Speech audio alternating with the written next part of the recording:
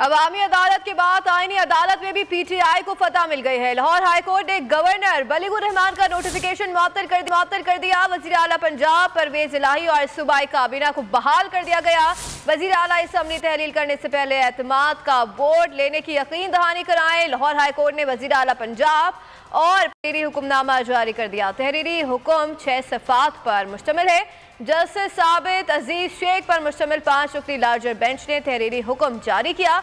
अदालत ने governor, speaker और हुकूमत पंजाब से जवाब तलब कर लिया।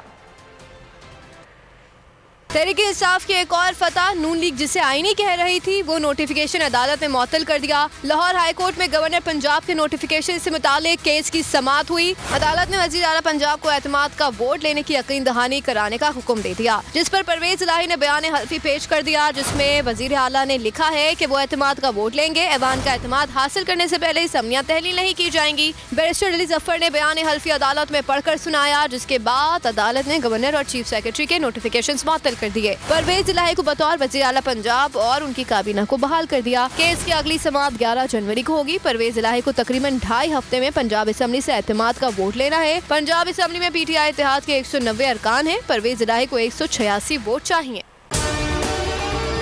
अगर आपको हमारी ये वीडियो पसंद आई है तो लाइक पर क्लिक कीजिए। हकीकी आजादी की जंग में बोल भी कप्तान के हम कदम। इलेक्शन कराओ मुल्क बचाओ की लाइव ट्रांसमिशन, दिखाई लम्हा ब लम्हा सूरत हाल। रील और रेटिंग में भी बोल न्यूज रहा नंबर 1। सब्सक्राइब करें और बेल दबाएं ताकि कोई खबर रह न जाए।